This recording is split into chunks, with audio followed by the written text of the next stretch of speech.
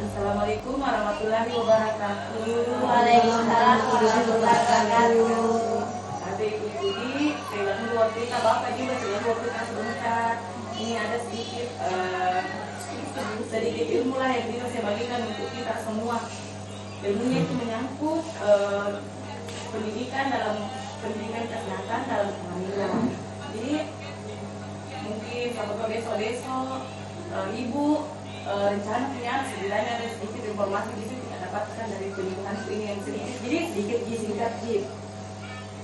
Yang pertama itu biar pekerjaan rumah tangga. Jadi kalau hamil kurangi sedikit pekerjaan rumah yang begitu berat, seperti itu contohnya ngepel, nggak boleh terlalu sering kita lakukan itu, ngepel, angkat beban berat. Jadi hindari juga itu pakai yang bahan kimia. Kalau ngepel kan itu kayak bahan kimia kita pakai itu larutannya yang untuk ngepel, dia hindari dulu yang begitu. Minta bantuan pekerjaan rumah tangga yang berat sama suami. Iya, sama suami. Tapi bukan berarti dilarang untuk beraktivitas, bisa jalan kaki. Pokoknya kita atur aktivitas fisik jalan kaki itu minimal setengah jam dalam sehari. Terus kemudian hubungan seksual. Kalau orang hamil tidak dilarang untuk berhubungan seksual, tapi harus dijaga keamanannya, harus diatur posisi yang baik. Jadi usahakan komunikasi yang baik sama pasangan kalau untuk berhubungan seksual. Nanti kapan itu nggak boleh sih dihindari yang namanya hubungan seksual itu kalau ada perdarahan, kalau berhubungan itu perdarahan. Terus ada riwayat keguguran sebelum kehamilan nanti yang kita adukan, kita jalani nanti tuh ada ketuban pecah dini yang dibilang itu ketuban pecah dini, ketuban yang keluar sebelum waktunya, sebelum adanya tanda-tanda persalinan. Ada riwayat persalinan prematur, akan dihindari itu. Kapan bisa dilakukan itu? Nanti kita konsultasi sama dokter dulu kapan kita bisa berhubungan badan. Nah, ada itu tips-tipsnya berhubungan yang aman. Harus dikomunikasikan dengan pasangan kita. Pilih posisi yang nyaman. Hindari penetrasi dalam. Kita tahu ibu tidak penetrasi dalam.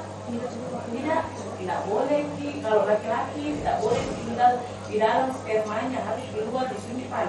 Ada yang di luar disimpan luar toh, yang begitu. Atau gunakan pelumas. Iya. Nanti kalau banyak di dapoti, tanya kita aja pelumas. Kira kita jualin tidak. Nah, berhenti kalau sakit kita rasa. Dan paling penting harus konsultasikan dengan dokter kalau sekalian begitu, kalau ada riwayat-riwayatnya seperti tadi yang saya bilang. Kemudian ada lagi pemeliharaan payudara. Ada juga pijat payudara ibu.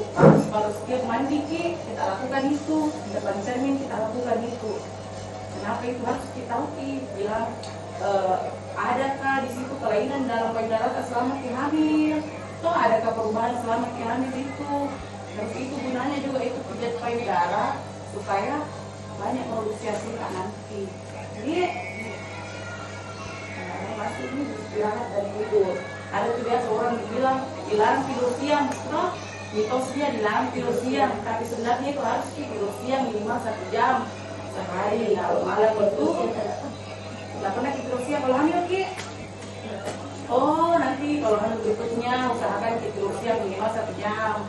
Kalau tidur malam itu 8 jam. Jadi usahakan nggak begadang, nggak boleh minum kafein, boleh minum susu hamil, nggak boleh minum susu yang kaleng ya, susu hamil. Terus banyak makan nutrisi.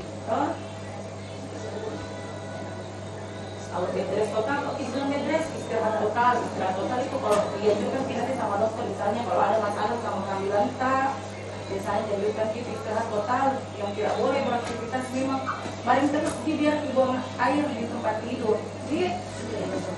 Nah, nanti kalau hamil itu ada dibilang imunisasi tetanus. Imunisasi tetanus itu untuk mencegah tetanus neonatal. Jadi nanti itu kalau proses persalinan kan ada dibilang digunting, tali pusatnya pakai gunting, pakai besi. Nah itu semua bisa dicegah, makanya dilakukan nih, diberikan itu suntikan tetanus selama kehamilan. Ada tulis pemberian suntikan tetanus itu yang pertama itu jaraknya yang pertama dengan yang kedua itu 4 minggu. Jadi jaraknya yang kedua dengan yang ketiga itu 6 bulan. Jaraknya yang ketiga sama yang keempat 1 tahun, yang keempat sama yang kelima 1 tahun juga. Kalau selesai itu kan saya itu sampai 5 kali itu perlindungannya itu sampai 25 tahun. Kalau teratur sih makanya kapan nanti kalau misalnya datang kan teratur sih sama jadwal yang dikasihkan sih. Jadi saya rasa itu dia penyampaian punya ada yang mau kita tanyakan. Tidak ada yang dijelas ya. Bertanya kita apa kalian minta tanyakan? Tidak ada Ji. Terima kasih banyak dia atas waktunya. Assalamualaikum warahmatullahi wabarakatuh. Assalamualaikum warahmatullahi wabarakatuh.